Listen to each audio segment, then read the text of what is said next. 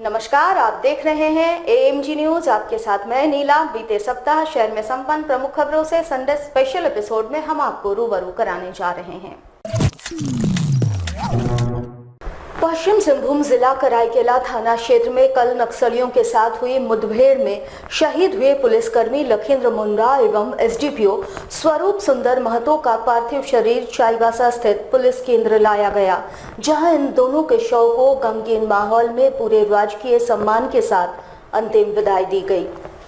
कल हुए नक्सली मुठभेड़ में शहीद हुए दोनों जवानों के शव को तिरंगे में लिपटकर अंतिम विदाई से पहले अंतिम दर्शन एवं श्रद्धांजलि के लिए पुलिस लाइन में रखा गया था।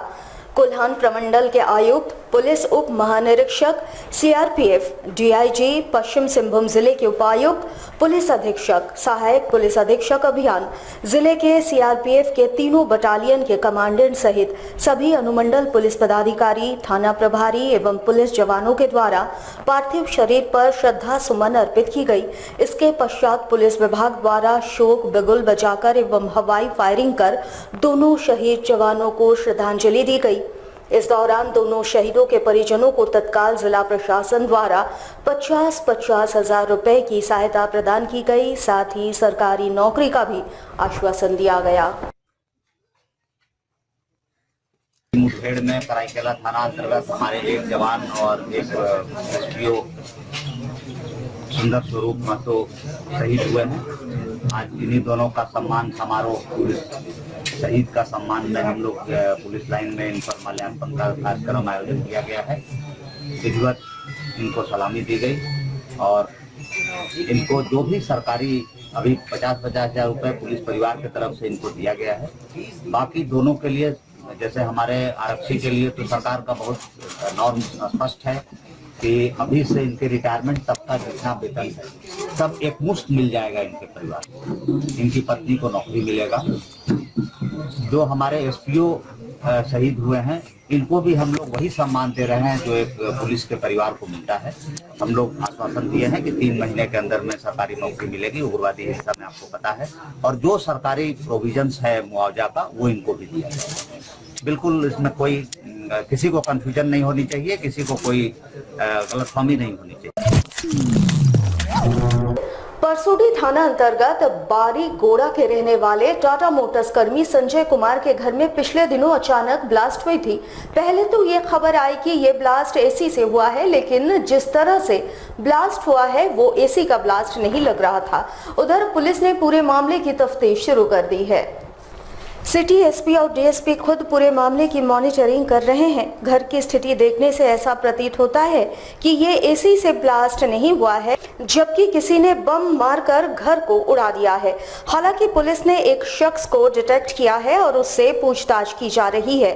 पुलिस को शंका है कि जिस व्यक्ति पर शक है उसी ने बम मारकर घर को तहस नहस किया है।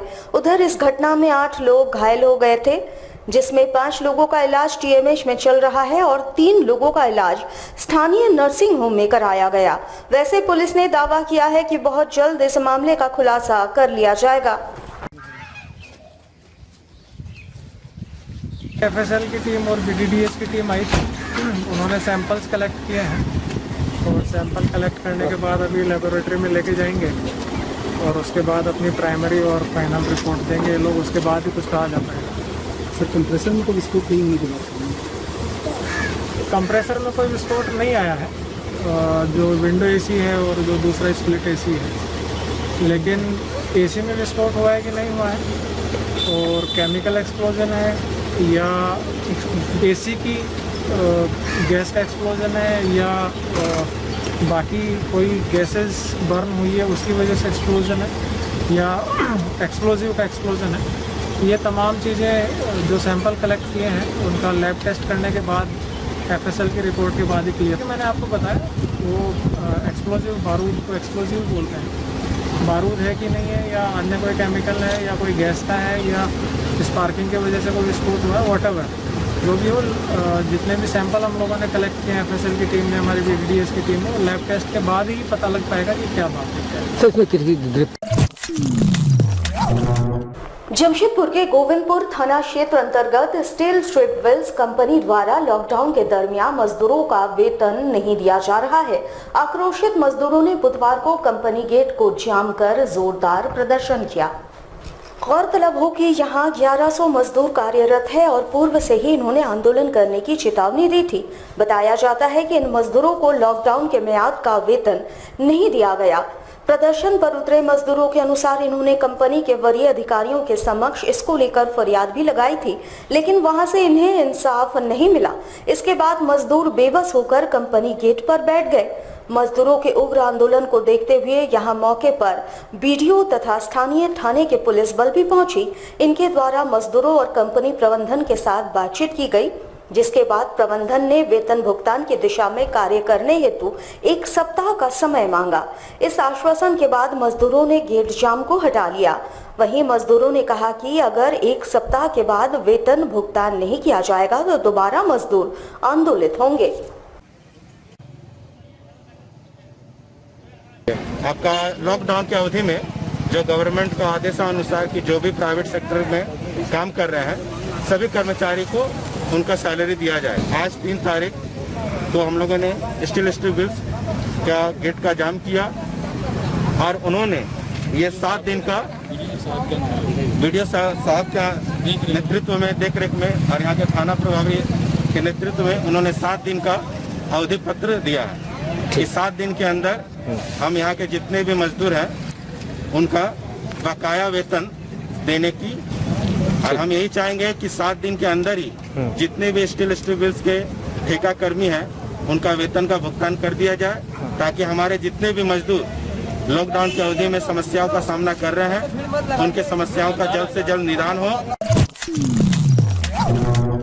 सरायकेला पुलिस ने लॉकडाउन खत्म होते साथ एक मानवीय चेहरा प्रस्तुत करते हुए बड़ा कारनामा झारखंड सरकार के सामने पेश किया है। आपको बता दें, सरायकेला जिला पिछले करीब 15 सालों से लगातार नक्सलियों के साथ मुठभेड़ में जुटा हुआ है। निकट के जिलों में भी लगातार नक्सली वारदात होते चले आ रहे हैं। वहीं रायजामा के पास सरायकेला एसपी मोहम्मद अरसी ने लगातार कॉम्बिंग ऑपरेशन चलाकर ऐसे तमाम लोगों के बीच अपनी अलग छाप छोड़ी है, जिसका असर अब दिखाई देने लगा है। आपको बता दें, 3 लाख के इनामी नक्सली राजेश मुंडा उर्फ सुखराम मुंडा के साथ एक महिला चांदनी सरदार ने मुख्यधारा से जुड़ते हुए आत्मसमर्पण कर दिया है। एसपी ने पत्रकारों को बताया कि ये पूर्व में कई मामलों के वांछित अपराधी रहे हैं। कुचाई में पुलिस की गाड़ी उड़ाने वाले दस्ते में भी इन नक्सलियों की पहचान हुई थी। नक्सली अभियान करने के दौरान दोनों नक्सली एक दूसरे के काफी करीब आ गए थे, जिससे उन दोनों के बीच प्रेम संबंध स्थापित हुआ, लेकिन साधारण जीवन से दूर होने के कारण आगे का जीवन एक साथ वे बिता नहीं पा रहे थे।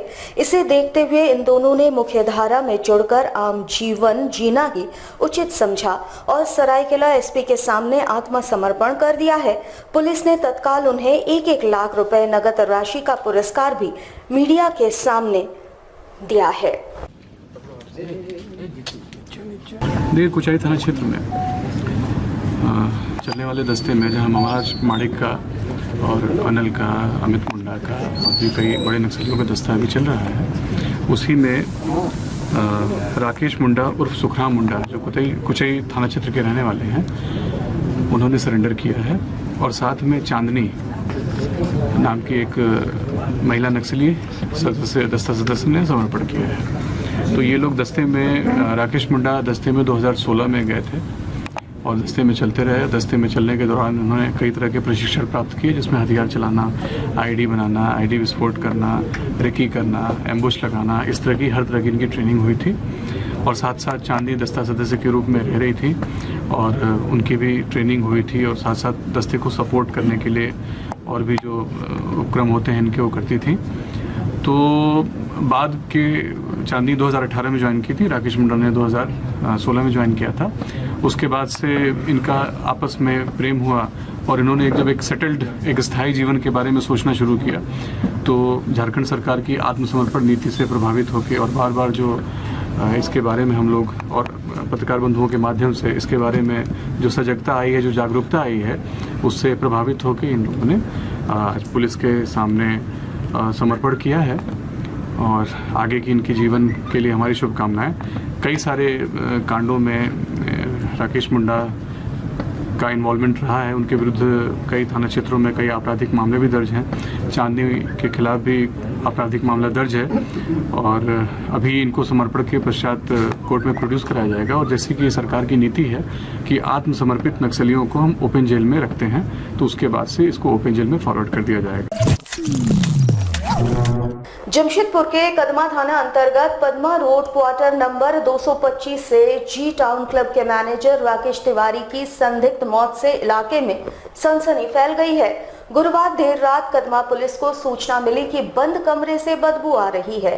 मौके पर पहुंची पुलिस ने दरवाजा तोड़कर ये देखा कि मैनेजर राकेश तिवारी जमीन पर गिरे हुए हैं और पास ही में खून का थक्का जमा हुआ है। घर का एसी ऑन था और अंदर से काफी बदबू आ रही थी। उधर इसी बीच राकेश के साथियों ने उसके परिजनों को घटना की सूचना दे दी थी। वहीं आज सुबह राकेश के परिजन उड़ीसा से जमशेदपुर पहुंचे। राकेश के पिता ने बताया कि राकेश शराब का आदी था। उन्होंने आशंका जताई कि शराब पीने की वजह से वो गिर गया और हेड इंजरी होने के कारण उसकी मौत हो गई। हालांकि उन्होंने अन्य संभावनाओं से भी इनकार नहीं किया है। राकेश के पिता ने बताया कि मृतक शादीशुदा है और उसका परिवार व बच्चा बाहर रहता है, जिसे सूचना दे दी गई है। फिलहाल पुलिस ने शव को कब्जे में लेकर पोस्टमार्टम के लिए भेज दिया है। वहीं घटना के बाद इलाके में सनसनी फैल गई है। पुलिस मामले की तफ्तीश कर रही है। उसका नाम था राकेश कुमार। हमको उसका डिपार्टमेंट का बताया ना, 2 दिन से दिखाई नहीं दे रहा है।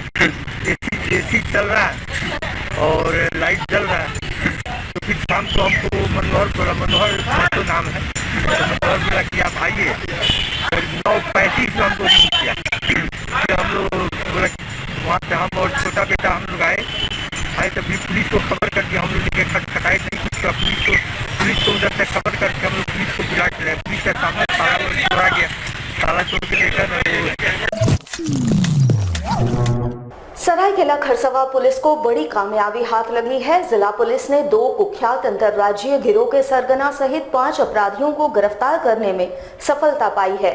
साथ ही पुलिस ने इनके पास से 4 पिस्तौल और जिंदा कारतूस और 3 मोटरसाइकिल भी बरामद किया है।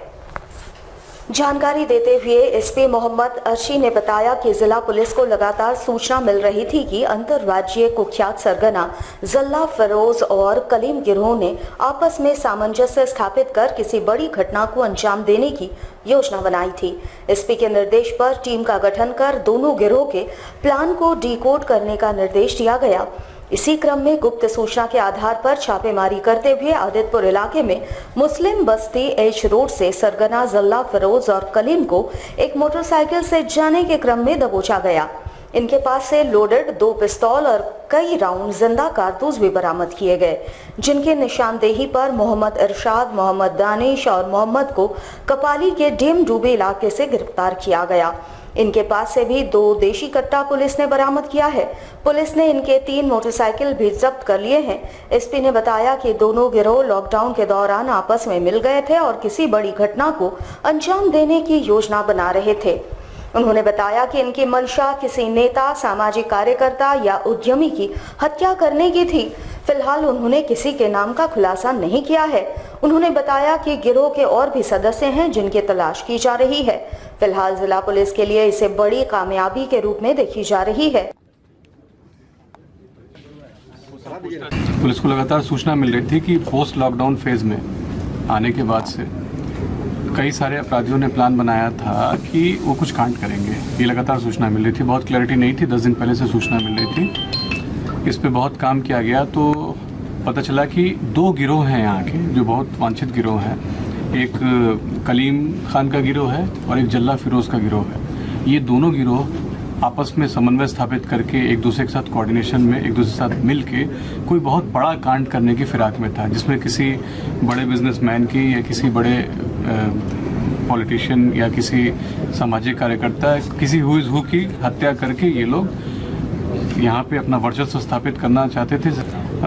छापामारी की सूचना पे तो आदित्यपुर में एक बाइक पे जल्ला फिरोज और कलीम दोनों पकड़े गए। दोनों के पास से 2 ऑटोमेटिक वेपन जिनमें गोलियां थी, एक में 16 गोली थी, एक में 4 गोली थी, बरामद हुई।